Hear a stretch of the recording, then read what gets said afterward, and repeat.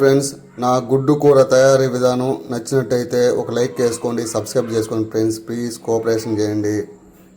Hi friends, ఈరోజు అయితే మనం కోడిగుడ్లు పులుసు చేస్తున్నాం. కోడిగుడ్లు పులుసుకి ఫస్ట్ మనం కోడిగుడ్లు ఉడకబెట్టుకోవాలి ఫ్రెండ్స్. కోడిగుడ్లు పులుసుకి 3 టమాటాలు, ఒక ఎర్రగడ్డ, తెల్లగడ్డ, 2 పచ్చిమిర్చి. ఫస్ట్ మనం తగినంత ఆయిల్ పోసుకోవాలి. ఆయిల్ బాగా వేగాక ఆవాలు కొద్దిగా వేసుకోవాలి. ఆవాలు పప్పు వేగిన తర్వాత ఎర్రగడ్డలు,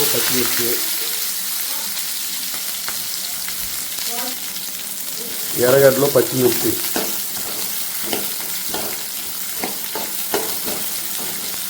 ఇది గోల్డ్ కలర్లో వేగేలాగా చేసుకోవాలి.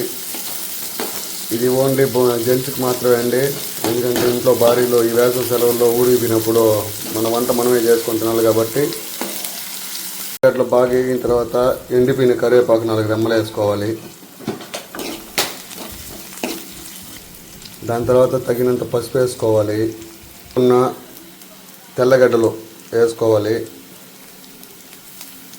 వేసి పెట్టుకున్న టమాటాలు వేసుకోవాలి. ఇప్పుడు దీన్ని బాగా కలబెట్టుకోవాలి.